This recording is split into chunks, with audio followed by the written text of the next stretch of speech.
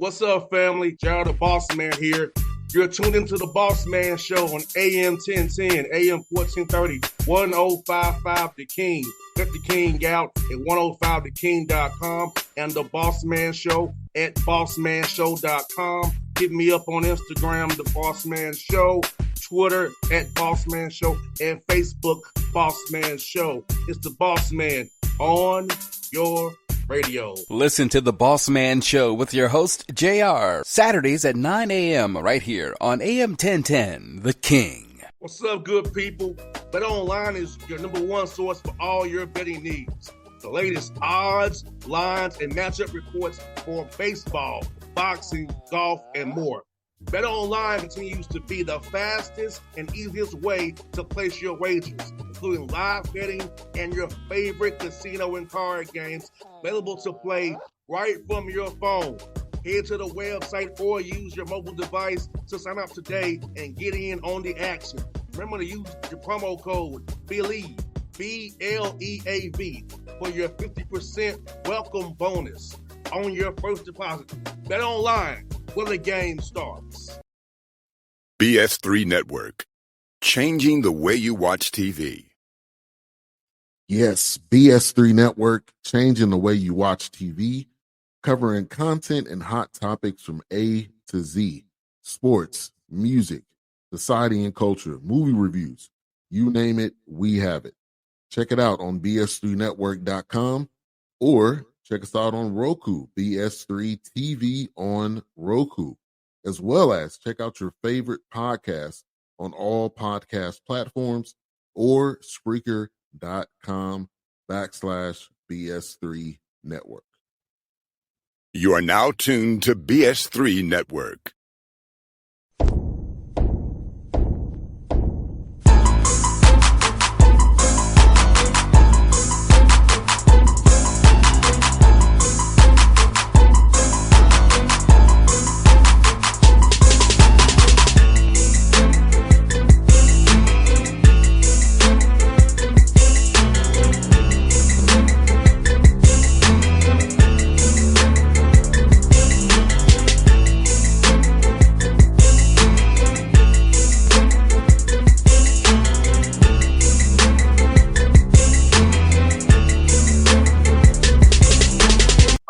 Back on the Bossman Show, your coach Phil Martelli Jr., Bryant Bulldogs, 10-9 right now, 5-2 in America East. Phil, good to talk to you again. How you doing, man?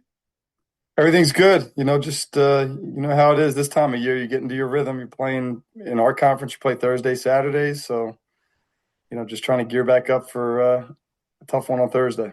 I hear that. Remember, as kids feel like, you know, you guys had a nice little break between Christmas there, man. So a few days off there. About how that really helped kind of set your team's focus, getting ready for this America East run you've been on so far, four those so far in conference play. Yeah, I mean, we were banged up a little bit through December. A couple of our key guys were out for a couple games. So, you know, being able to get back healthy and then kind of gear yourself up, you know, in conferences like ours, you're playing January and February, you know, to try and get for seeding for March, you know, and then in March you got to go win 3 games to get in the tournament. So, you know, this is really the non-conference is good. It kind of gears you up, but the conference for us is where it really, you know, really matters. So, yeah, it was good. It was good to kind of recharge a little bit, get our bodies back healthy, get our minds back healthy, and, you know, have started off strong here in conference play. You kind of use that time to kind of also self-scout too, so you don't get kind of bought down certain tendencies, so you don't get predictable per se. You know how teams scout and know energy and know what things they use so to scout you. So how much do you all self-scout during that time off to kind of make sure you or refocus on certain things you want to get better at this second half of the season? Yeah, no doubt. It's funny because the season started and November 4th, and then we hadn't had more than 2 days of practice between games until it was like right before Christmas. You know, so you go like 6 weeks where you're just really game prep, you know, because 2 days before we really try to focus on the opponent, and you know, those 2 practices are really geared towards game plan and what we're doing. So we're always self-scouting. We're always kind of looking at, you know, rewatching the games and figuring out, okay, what What did they do, that worked against us? What are things that we took advantage of? So we're always doing that, but you finally had some time to really implement it and put some things in and say, okay, let's work on this combination together and see what these guys look like together. Because in the course of the game prep, you're not doing that. So, that's been huge for us too, having some stretches where we could just have some practices that were just about us and not about who we play next. And Phil, also, I'm curious to ask you this question as well off that. You all play Thursday, Saturdays in your league. So how do you go about trying to prep for that Saturday opponent? Because I know Thursday's your focus, of course, but you got a quick turn on that Saturday opponent. How do you kind of work things in practice those Monday, Tuesday, Wednesday to kind of get ready for that Saturday opponent, or you kind of just wait till Friday, do a walkthrough or something, just kind of get them prepared for the team on Saturday you're going to play? Yeah, we wait till Friday. Like I won't even talk about who we play Saturday. I won't even talk to the coach that has the scout. I won't even ask him like, hey, is there anything? We'll focus on that on Friday. So, for us, like if you start the Saturday before, we play Saturday. Sunday's usually an off day. They'll have treatments and things like that, but nothing basketball wise. I'll start my film prep sometime on Sunday, starting to watch Thursday's opponent. Mondays are usually about us, but more, lighter, like skill days. Maybe we'll do a little bit of live, but nothing really up and down. Kind of keep it more half court, but a lot of skill. With the thought of like, hey, this is something that we need to work on. Hey, our finishing wasn't great, or hey, we got doubled. So we'll do that stuff out of our skill, and then. Tuesday we'll start. Tuesday we'll watch our Thursday opponent. We'll watch personnel. We'll watch style of play. We'll get on the court. We'll do our first real game prep for that opponent. Wednesday we'll do personnel and continue with our game prep. And we'll do personnel film after practice again. And then, Thursday we do our shoot around and we play Thursday. And then as soon as the game's over on Thursday, I'll turn to whoever's got the scout and say, okay, where's the folder? Give me the quick rundown. Who are they? What do they do? And then I'll start Thursday night, pretty much through the night, watching as much as I can to be ready for, Friday's practice. And that's more heavy film session. We'll recap the game before. We'll recap Thursday night's game, things we did well, things we didn't do well, and then we'll watch. We'll watch Saturday's opponent, and we'll get on the floor. And we've done a little bit of live on these in between days. But again, kind of more half court, like we're going to guard their actions. We're going to run some stuff in the half court that we need to do, and then get them out of there and hopefully have them fresh for Saturday. And then depending on Saturday's game time, we'll do a shoot around Saturday morning where we can shoot and kind of walk through their stuff again, to really give them a grasp on what it is that the other team's doing and what we're trying to do against them. And you know what feels great about it, man? You're trying to keep your guys healthy mentally and fresh mentally. I know back when we played, it wasn't like that. It was good. I appreciate the fact that you really care about that because I remember what I had to go through on a Thursday, Saturday night. So I remember that. It wasn't like how you do it, man. The thing that rings in my ears all the time is the best ability is availability. Yes, and, sir. I think I heard that on Hard Knocks somewhere, years ago, and I was like, man, that is like. Yes, and ever since then, I keep thinking, especially this time of year. I mean, we went through it in December with some injuries, and I keep thinking that I got a handful of guys that play a lot of minutes, and I want them out there. It's most important that they're out there on Thursday, and most important that they're out there on Saturday.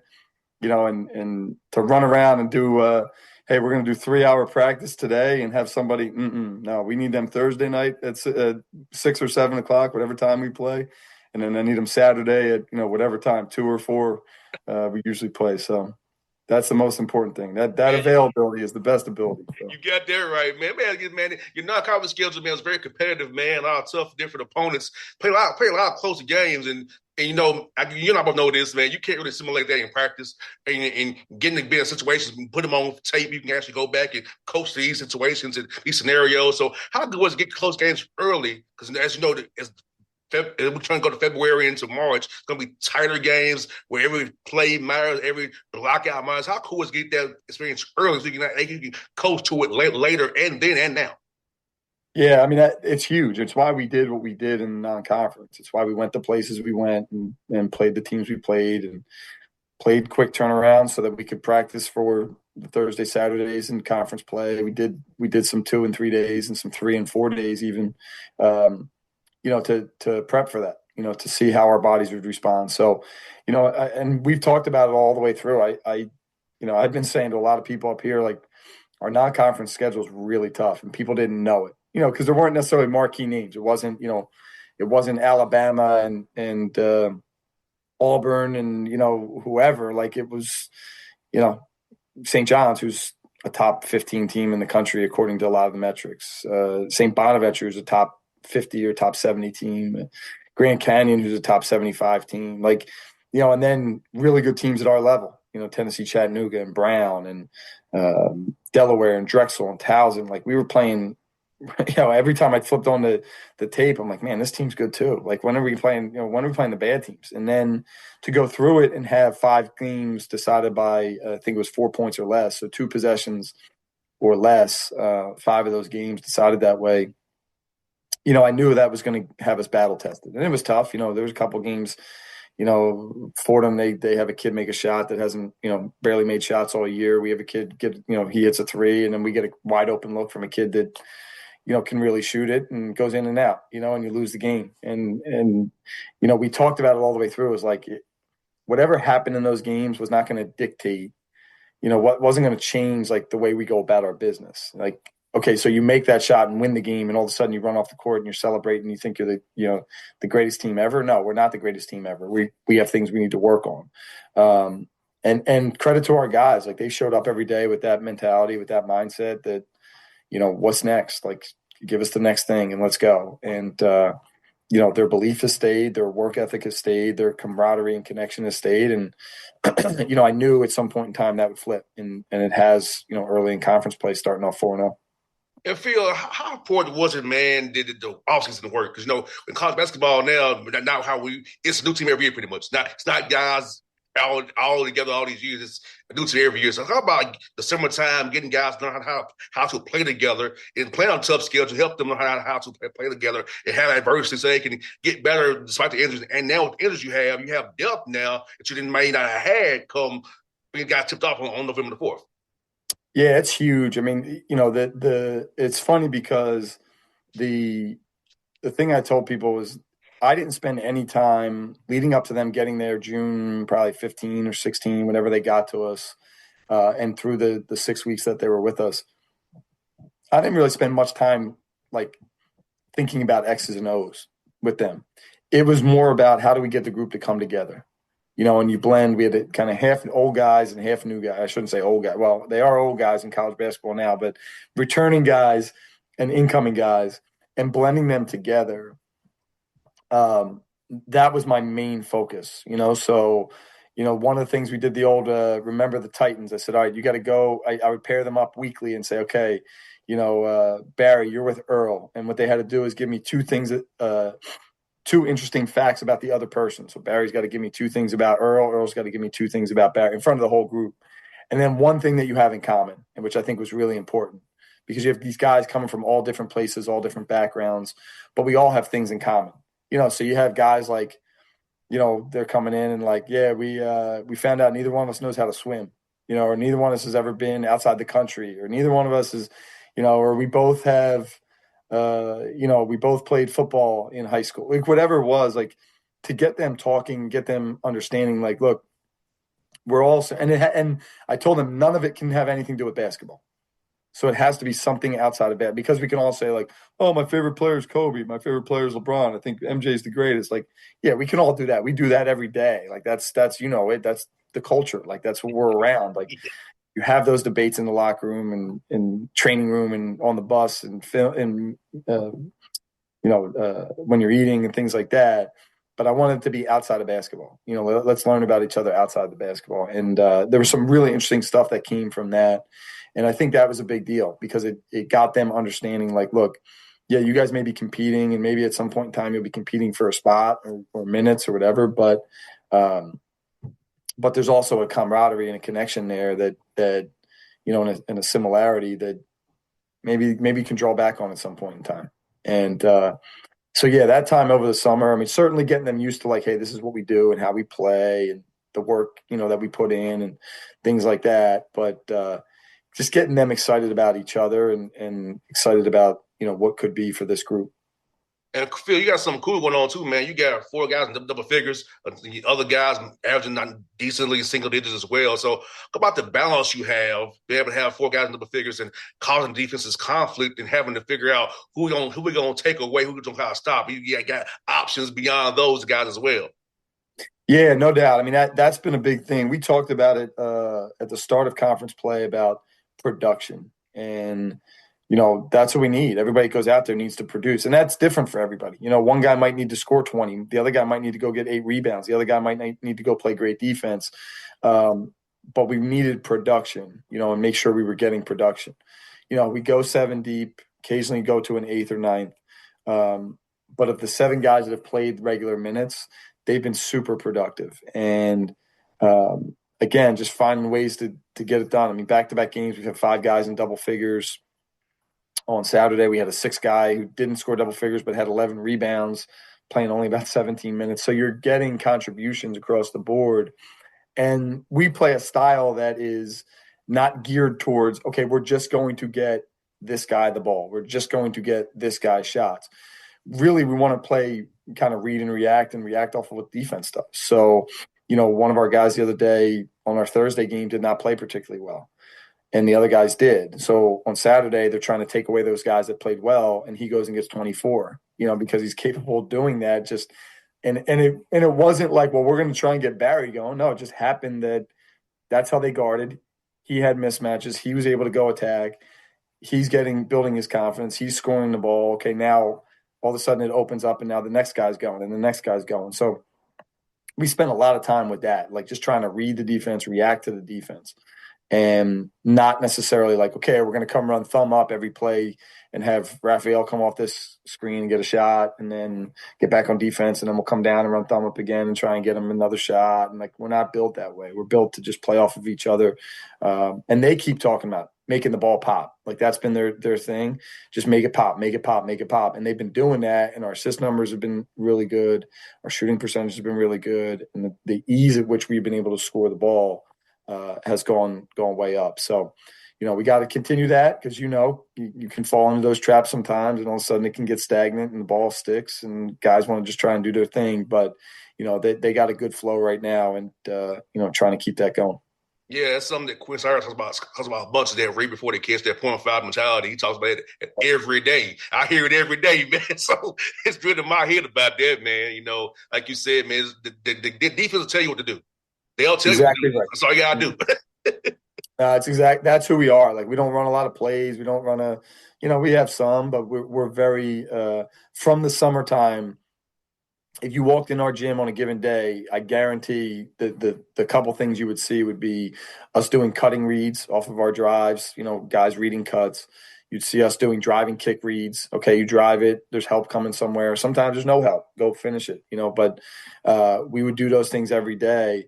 And then just like, some type of screening reads, whether it's off of pin downs or off of ball screens or off of whatever, just trying to get them, just like you said, look, defense can only take away so many things. So 100%. Once they take away one thing, that's great. Let's have a counter to that right away. And it's why we've been successful, because those guys have picked up on those reads and then they're implementing them. You said so. You should have worded it having counters to it. That's having the counters off of whatever they're gonna do. That's the main thing right there. Because I know Quinn Snyder is big on having 3 or 4 or 5 things to counteract whatever they may do if we get going early. That's something he's big on. No doubt.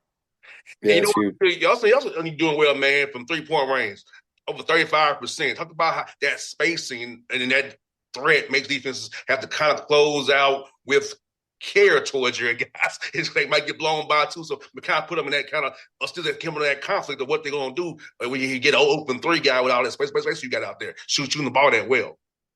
Yeah, my biggest fear going into the season was I didn't think we had enough shooting. I was worried about us not making enough shots, and it starts with Raphael Pinzone. He's the leading 3-point shooter in the country, and a credit to him. I mean, he's put in a lot of work. He was not that. He transferred to us from St. John's, when he got to us, almost 2 years ago now, was a limited shooter, was a good mid-range shooter, but not really a 3-point shooter.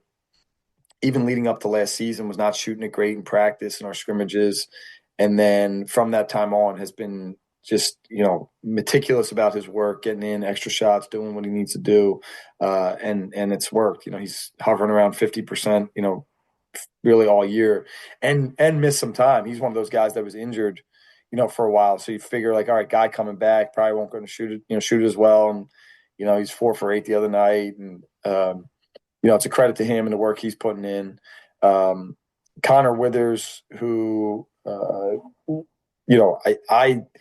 I always said like he can really, really shoot. Now he's a guy that catches it to make the right play. And him and I had talked a lot about like, I want you to catch the shoot. Like sometimes he's catching to find somebody else, and he's an incredible passer and super high IQ, but I'm like, you got to catch to shoot the ball too. Like you're too gifted a shooter not to catch the shoot. So, there's a balance there for him, but, he's been shooting it really well and has had some huge games. Made 5 of them the other day. In the game was 5 for 11. And then Barry Evans, who transferred to us from St. Bonaventure, came in, was not a 3-point shooter at all. Really never even ventured out there. And we started in the summer with him of like building that confidence. He's got a good looking stroke, just getting the reps. And, those 3 guys are the main guys that kind of get it going. But, we have some other unique guys that have been able to, step up and make shots when they need to. Keyshawn Mitchell's our quote unquote center. He steps out and he's able to shoot the ball. Kayvon Kramer, who's our backup center, they really split the spot. They're really both starters, honestly. He's stepped up and made some shots. Ja'Kai Robinson has been able to step up and make some shots. Earl Timberlake, who's our do everything guy, has never been known for his shot.